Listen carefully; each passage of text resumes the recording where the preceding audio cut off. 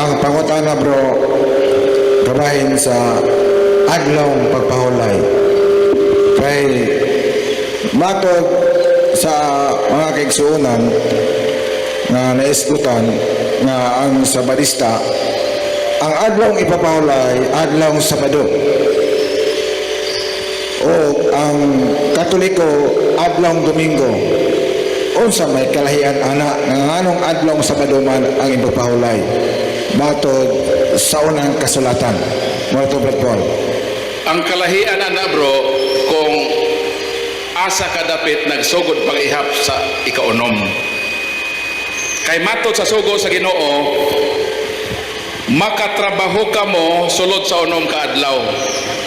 Ako gibasa bro Exodus 20:9 ug 10. Ang unang giingon sa Ginoo makatrabaho ka mo og unom ka adlaw. O gikan ni anang inyong pagtrabaho sa unom ka adlaw ang ikapito ana mao inyong pahuway. Wa gyud mag-ingon ang Biblia sa Exodus 20:8 ug 10 nga ikapito nga adlaw sa semana sa kalendaryo. Wa mag-ingon din Balikod og basa kung nag-ingon ba din nga ikapito nga adlaw sa semana sa kalendaryo. Magtrabaho ka mo sulod sa unom ka adlaw. Ang ikapito mao nang adlaw nga balaan din mo simba. Wala mag-ingon nga trabaho ka mo sa unom ka adlaw ug sa ikapitong adlaw sa semana sa kalendaryo. Wa gyud mag-ingon. Nag-ingon lang nga pagtrabaho mo unom ka adlaw ikapito nga adlaw gikan sa inyong unom ka adlaw nga trabaho pahuway mo. Sa atong konteksto na kaya ang atong working days mag-start man og Lunes. Naa ba di ay gobyerno nga mag-start og working days og Domingo? Wala. Mag-start yun ta sa atong working days og Lunes. Musogod tag trabaho kung empleyado ta sa gobyerno, Lunes. Kung mag-eskwela ta, musogod tag Lunes. So nga atong starting sa 6 days nga working days nato, mag-start og Lunes, Martes, Miyerkules, Huwebes, Biyernes, Sabado, di ang ato ikapito Domingo. Wa o mangingon din nga ikapito nga adlaw sa kalendaryo man. So kung ang mga Hudiyo, ang ilang starting working days Domingo, og moin sila og Sabado nga pahuway, ila tong konteksto. Lahi man ang konteksto sa Kristiyanos.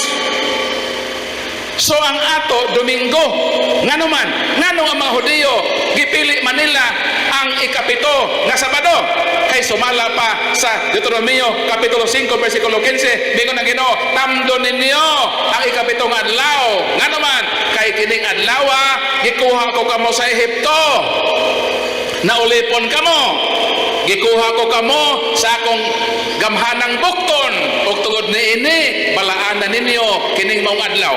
Unsa di ay ang hinungdan nga mga Israelita Sabado ang ilang pagsimba o paghandom kay paghandom to sa Israelita sa ilang pagkaulipon sa Ehipto. Ang pangutana naulipon niya ka sa Ehipto nga magapil-apil kanila. Lahi man ang atong pagkaulipon nga tagamdaman ulipon manta sa salaog kabatayon. Gipahigawas pa ta sa Ginoo sa salag kabatayon na nag-ulipon ka nato namatay man siya nga Biyernes tuwa sa luganan sa Sabado nabanhaw Domingo. Kano sa dita maghandom sa kadaugan sa kamatayon unsa may San Pablo unang Korinto 14:15 kung si Kristo namatay kung wala mabanhaw kawang lang ning atong pagtuo. So useless ang tanan kung si Kristo namatay pero banhaw. Mao nga kitang makatoliko ang Resurrection Day ang atong kulminasyon sa atong remembrance sa pagpahigawas kanato sa Ginoo sa nag-ulipon kanato nga sala o kamatayon. Kanang Sabado sa Hudiyo remembrance na sa pagawas nila sa Egypt. Unya di man ka Israelita wa man kanulipon sa Egypt. Kung sa may nag-ulipon na ito, balikon ko, naulipon ta sa salag kamatayon. Namatay siya Biyernes, nagbadaogon sa ilang Domingo. Kung sa katong celebration, Domingo. Samba sa politiko, karon sa sila mabiktor siya inihapay pa? Dili! Panahon sa eleksyon? Dili! Panahon sa inihapay? Dili! Panahon sa human sa inihapay. Kay naay taga Bohol nga politiko inihapay pa lamang siya sa tanang nga mga barangay. Usa yang gihimo, nag-ihaw dayon siya baboy, nag-celebrate kadaog daw siya. Sino kanang tanang barangay isa na lang walay hap, tanang barangay daog siya. Yun siya, daog na gyud ko, mag-ihaw na ta, maglipay na ta. Karon kana man barangay bro nga wa pa na mag-ihap. Dito sa isolated area, gidas-an man siya boto. Ang iyang kalaban isa ray ligas. Nganong nag-una-una man sa silid ko mahuman. Mo nang dita mag-celebrate og Bernes, namatay ko na Ginoo. Malipay dahil ka nga i-celebrate mo ang Ginoo nga namatay pa man siya. Sabado di pod, ito pa sa luganan, imo ganing parente naghaya, maglipay dahil ka.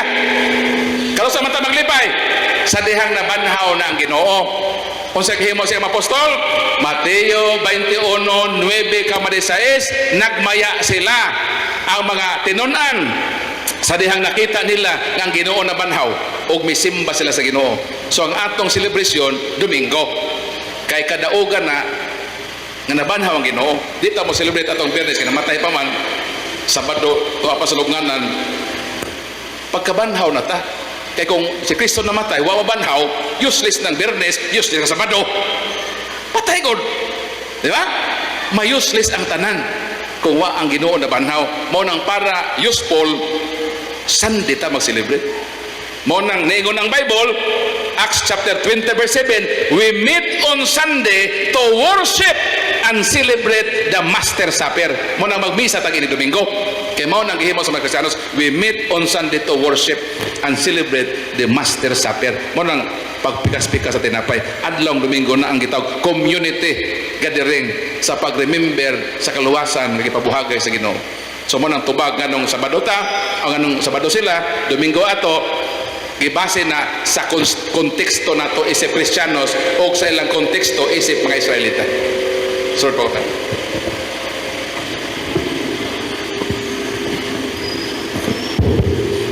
Okay, Brother, daghang salamat. Kaduhang pangutana.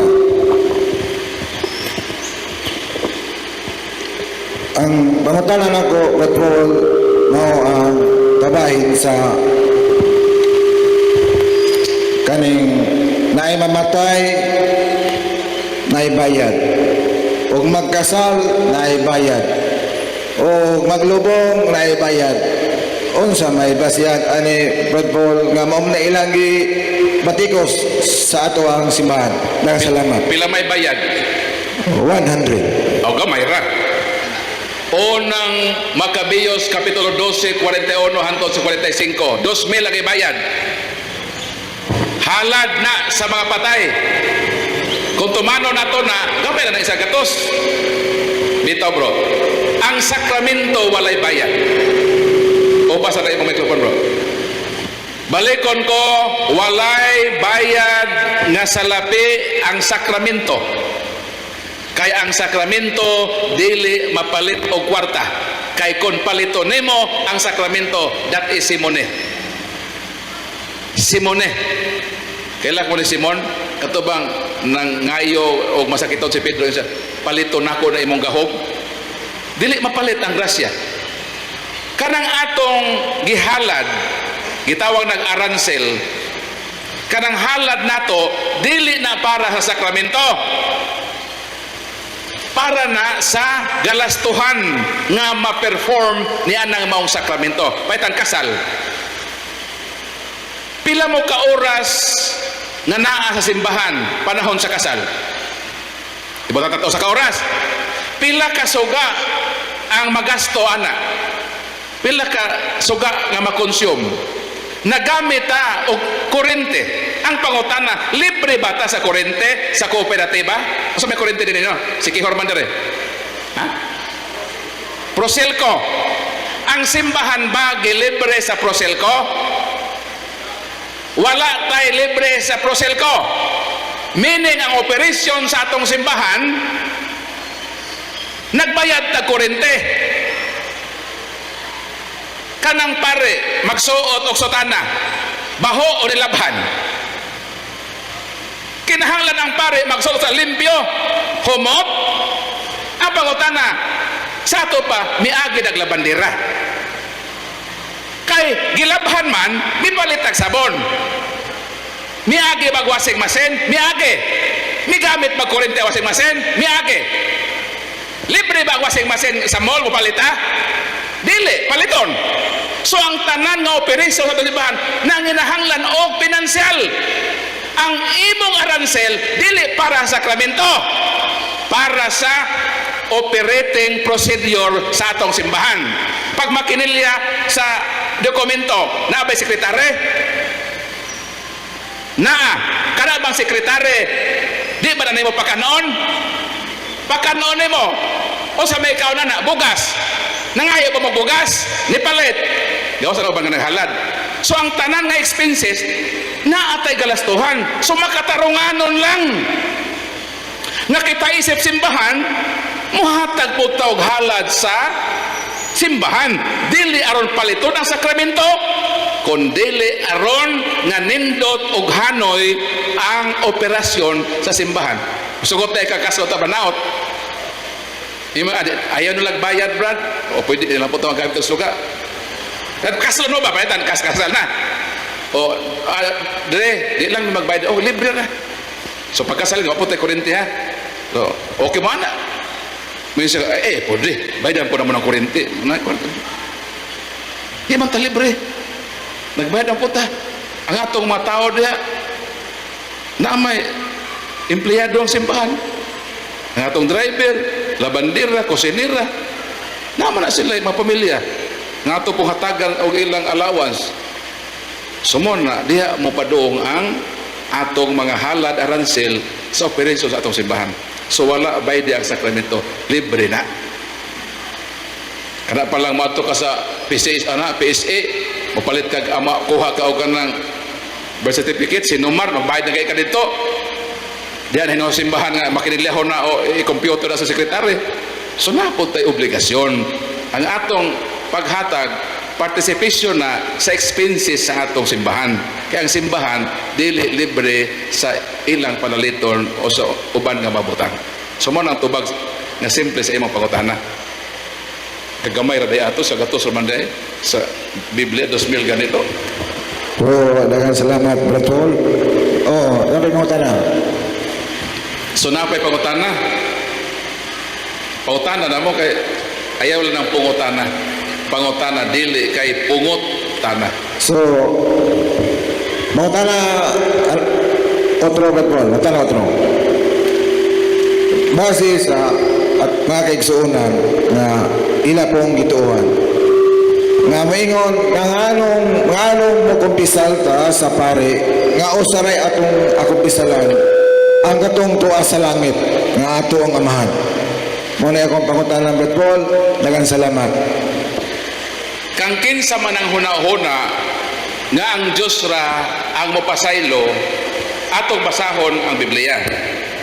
Marcos 12:7. Atong sundot sa versikulo 6. May pipila ka magtutudlo sa balaod nga naglingkod didto og miingon sa ilang kaugalingon. Nganong nangahas man siya sa pagpasipala sa Dios. Walay tao nga makapasaylog sala gawas sa Dios lamang. Kanang mentality nga nag-ingon nga ang Diyos ray mo pasaylo sa mga di nagikan sa Ginoo. Gikan na ni atong mga kaaway sa Ginoo. Gi-accuse nila si Kristo. Sadyang si Kristo miingon sa 2:5 sa Marcos, ni atong maong masakiton, miingon ang Ginoo, gipasaylo ng imong sa. Miingon ng mga tao nga nagpasipala ng tawhana o. Nangahas siya sa pagpasaylog sa nga ang Diyos sa manunta ang makapasaylog sa ato pa ka ng mentality nga gibitbit sa mga laing tinuohan, dili na mentality sa Ginoo, mentality ka na sa kaaway sa Ginoo. Ikaw, ako, kitang tanan pwede ta makapasaylog sa asa na mabasa? Santiago 5:16. O sabi ko sa Biblia, pag pinasaylo ay kamo sa usag-usa. Usa daw? Pag pinasaylo ay kamo sa usag-usa. Mateo kapitulo 6 versikulo 14 o 15, kay kung dili ka kamo makapasaylo sa inyong isig katao, dili usab kamo pasayloon sa Dios. So obligado ta mo pasaylo. Pero kinsa mang sala ang atong pasayloon? Ang sala sa nakasala ka nato. Nakasaha ko ni mo, bro. Paitan akong kabit imong asawa ba? Di nakasaha ko ni mo. Kay ikaw may bana. Mangayo ko ni mo pasaylo nga brad. Yan ang pasaylo, pasensya na ka brad na kaya natintal man ko brad. Guwapa man ko ni mong asawa brad. Huwag yung kapugong brad. Ako gid na uyab yung mong asawa. Unsang po na yung mong asawa, may suguton po na ako. So nakasaha ning duha brad. Mangayo ko pasaylo ni mo brad. Ang pangutana, ikaw makapasaylo ka nako dili? Mo ingon day ka nga ang Dios ra may makapasaylo, di mo ko makasaylo. O sabi ko sa Ginoo, kung dili mo kapasaylo sa nakasala ninyo, dili usab ka mo pasayloon sa Ginoo. Sa ato pa kitang mga tao, pwede kita makapasaylo, pero taman ra sa nakasala nato. Pero naay otorite nga bisan wala makasala nila, pwede sila mohatag og pasaylo. Asa na mabasa? Juan Kapitulo 20 versikulo 21 hangtod sa 23 mingon si Kristo. Mainyo ang kalinaw. Ingon nga amahan nagpadala ka nako, ikapadala ko usab kamo. Si bisan kinsang sala nga inyong pasayloon, kini mapinasaylo. Si bisan kinsang sala nga di ninyo pasayloon, dili usab kini pasayloon. Authority na. Bisan kinsang sala, lahi man tong sala nimo sa atong duha. Kay natural man gid mapasaylo ka, kay di man ko nasadaan nimo. Pero kini lahi man bisan kinsang sala man sa ato pa, bisan dili na sala batok niya, na ako'y authority nga mapasaylo niya. Asa man gihatag? Gihatag ni sa iyang mga apostoles. Tuwa dito Juan, Pedro, mga apostoles na. Gihatag niya. Kinsa man na sila matawhan na. Unsa may giingon ni Juan sa Juan gipaday ko no 6. Gihimo kita sa Dios. Isa nag-ingon si Juan, nga apostol. Gihimo kita sa Dios nga gingharian sa mga pare. Ang gihatagan niya na kadto dang gingharian sa mga pare. Busa sa ato na ay authority ang gingharian sa mga pare nga pasaylo. Sa bisan kinsang sala, authority na. Nganong gihuy-pan man sa Ginoo? Nganong gihuy-pan ang Ginoo? Kay ang tanan nga moduol sa kumpisalanan mga patay. Unang Timoteo 5:6. Buhi pang ilang lawas apan patay na sila. Ngano man? Epeso 2:1. Mga patay kamo sa inyong masala. Once ka makasala tag mortal, patay ta. Kay patay man ta, kinahanglan ta kinabuhi. Asa man ta mabuhi? Nganong ang Ginoo yun? Unsa may meaning ang paghuyop? Kanos aman unang nahuyop ang Ginoo, bro? Kanos ah? Kanos ah? Kanos aman unang mihuyop ang Ginoo? Wa mo kabalo? Genesis 2:7. Mikuha ang Ginoo og yuta, giporma niya tao nga daw samag minatay nga nasa lungon way kinabuhi. Pero sa may gihimo sa Dios, gihuypan sa Dios ang duha ka buho sa ilong sa iyang gininhawa. Asa huype? Sa ilong. Munang tanawa ang inyong magkatapat, tanawa ila ilong, kaya mo inyong pagtubig. Tanawa. Humana. Humana yung kitanaw ang ilong sa iyong katapat. Tanawa daw, nangaliskag na ba ila ilong? Kaya kung nang ilong sa iyong katapat nangaliskag, isaray buti pa sa butana, nasobrahan naghuyop. Saklang bito. Sumunang ang paghuyop, ang meaning ana, paghatag og kinabuhi sa usa ka butang nga patay. Sawa pa huypi sa Dios si Adan, patay way kinabuhi si Adan. Sa diyang gihuypan na, nakabato na kinabuhi. Karon, pag makasalata, patay man daya ato estado, asa man ta mabuhi? Moduol ta sa sakramento nga gihuypan sa Dios. Si bisan kinsang sala si bisan kinsang sala kay nang pasayloon kinuusab ang pinasaylo. Kisa gihatagan ang mga pare. Ngano ang pare gihatagan? Kaya ang nagsulti si Kristo man. Unsa man si Kristo? 3:1 sa Hebro, kitang makristohanon aduna kitay apostol ug pangulo ang atong labawng pare si Jesucristo. Natural, si Kristo gud pare. Ihatag dia sa mga pastor. Inconsistent. Ha? Ang naghatag gud pare, di ihatag sa mga pare, alang hatag pare ihatag sa pastor. Mao nang wala sila kumpisal. Ngano man, di man sila pare.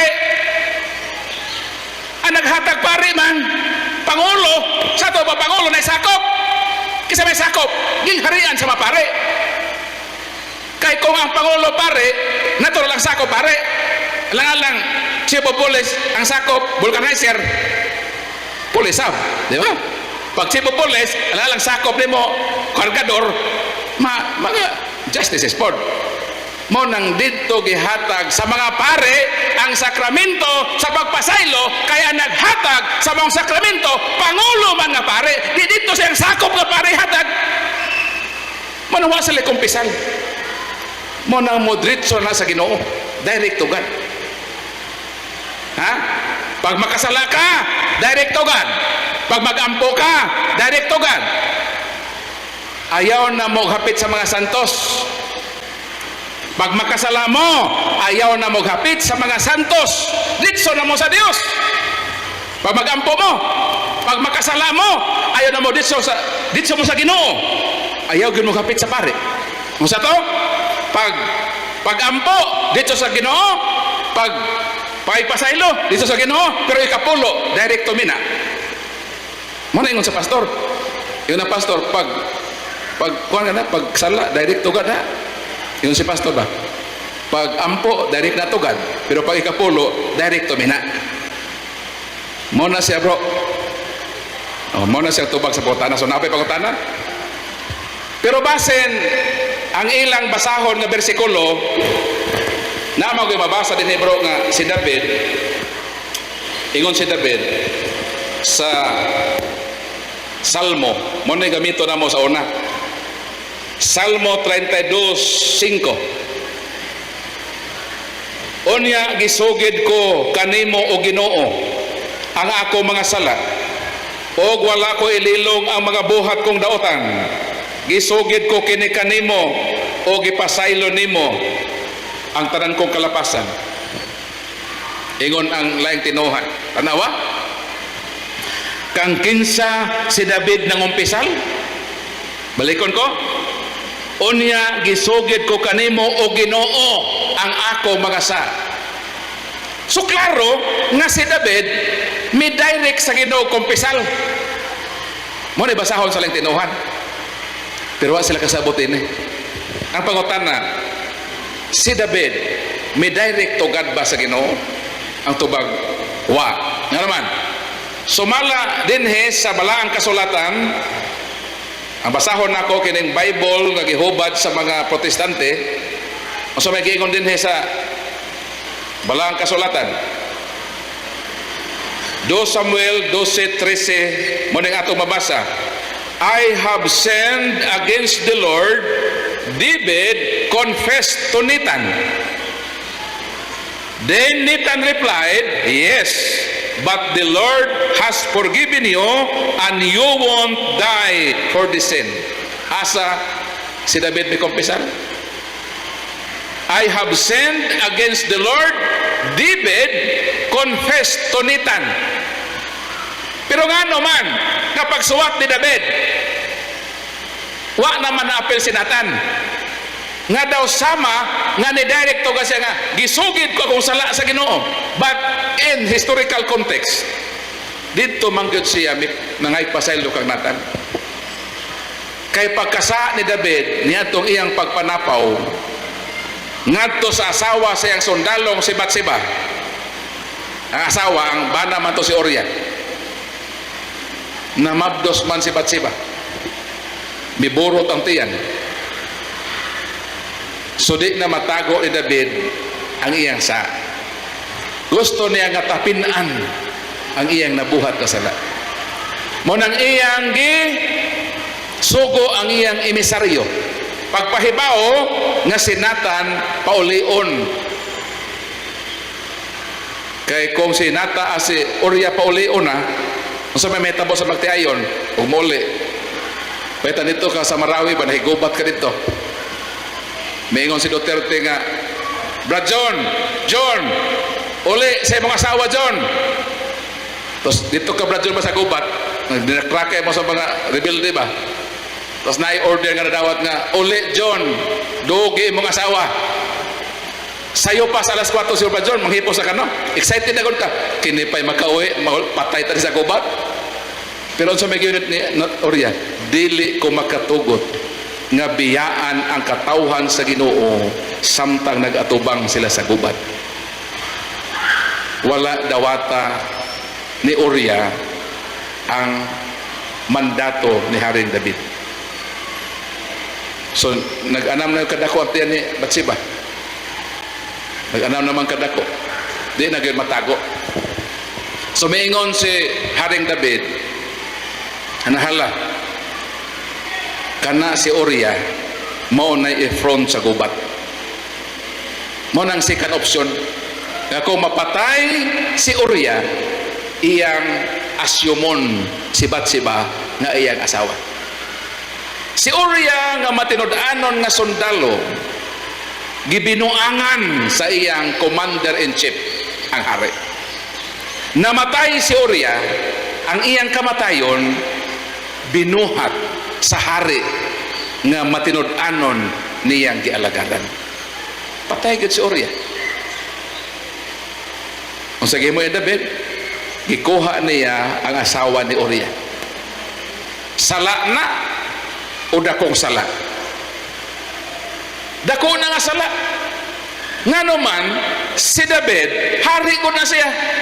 Siya gud ang gamhanan sa giharian. Pwede man na siya makakuhag asawa nga dalaga nga gwapa. Nago si power. Nganong ang iyang gikuha, ang asawa pa man sa iyang matinud-anon nga sundalo. Ang Ginoo gusto nga si David muduol sa kaluoy nga mapasaylo sa siyang sa. Munang sigihimo sa Ginoo, iyang gipadala si Uriah, ang ministro sa kumpisal. In Uriah tuwa si David. Pag-adto ni Nathan kang David, ingon si Nathan, hari ko na imong katubang. Bisan pa ang hari makasasala, lantaon nimo ang hari sa iyang dignity. Pareha ko na Duterte. Bisan pa Duterte kanheng presidente, respetuon nato, tagaan nato sa hustisya. Sumala sa kung unsa ang nakalatid sa balaod. Dili kay presidente nga past nga ato-atuo na lang nimo sa pagdakop. Natay due process. Mupod si Nathan. Si Nathan, wa niya insulto ha si David. Ingon siya, mahal nga hari, hari man ka. At the same time, maghuhukom pod ka. Doon ako'y problema nga buot ipaabot nimo. So naminaw si David. Ingon si Nathan nga propeta, mahal nga hari, doon na may kwartahan sa atong lugar. Daghan siya karniro. Dunay iyang silingan nga kabos. Usara gyud ang karniro nga iyang gibatunan, iyang gimahal, bayini nga karniro. Karon mahal nga hari, dunay miabot nga bisita sa kwartahan. Ang iyang gihimo, instead nga magkuhag karniro sa iyang mabinuhi nga piting daghana, ang iyang gihimo gikuha niya ang karniro nga usara sa iyang silingan nga kabos. Mo ni iyang giihaw, mo ni iyang gipakaon didto sa iyang bisita. Karon mahal nga hari, hari ka man. Unsa may atong buhaton ni ining taong kwartahan? Miingon si Haring David, dadaa ka ng tawhana sa akong atubangan, kay silutan ko siya og kamatayon. Unsa kay ni Natan? Mahal nga hari, ang tao nga buot na akong ipasabot, mao ikaw. Nga naman, sa ako nang giingon, si David lagi, pwede man makuha og magwapang dalaga sa giharian. Pero nganong gikuha man niya ang usara ka asawa sa iyang sundalo. So meaning, kung si David ang pahukmon sa iyang salaod, bisan siya muhukom nga ang iyang kaugalingon angay gyud patyon. Mao nang mabasa na ito nga, I have sinned against the Lord. David confessed to Nathan. Sa ato pa, ang aktual nga pagkumpisal dili direct to God. Dito siya may kumpisal kang Nathan. Pero nga naman, nga iyang pagsulat sa Salmo, Diyos man ang iyang gipahinungdan. Kay ang pagkumpisal ni David kang Nathan, mao'y pagkumpisal na sa Diyos. Kay si Nathan, sinugo man sa Diyos. Pero pagsulat niya, sa Diyos na niya gi-attribute. Wa na niya gi-attribute kang Nathan. Pero in reality, sa historical context, dito gud siya nagkumpisal kang Nathan. Pero sanglit si Nathan, sinugo man sa Ginoo, ang iyang pagkumpisal kang Nathan, mo'y pagkumpisal ngadto sa Dios. Kinsa mo'y nagsugo kang Nathan aron nga si David mo kumpisal sa iyang masala. Mao na nga ang direct to God, kanos aman ta maka-direct to God? Kung nag-ungaw na ta sa baba sa kamatayon nga walay pare nga available. Pero kung wa ta mag-ungaw sa kamatayon as respect sa authority, moduol ta sa sakramento sa kumpisal diha sa pare. Ang exemption lang, paitan tuwa ka sa bukid, himalat makamatyonon na ka. Mayong katawagin ninyo si Father. Pag abot rin sa Larina, si Father to aman sa Negros. Ang saan naman itong kamatiyon na dito? Muna na ang time nga pwede ta makadirekto ka. May available nga pare. So na exemption. Pero kung wa na nga panghitabo as respect sa authority, mudol kita sa sakramento sa mga kumpisal para maka dawat taog absolution. Matagaan taog kinabuhi mahuy panta sa grasa sa Ginoo. Manang tubak sa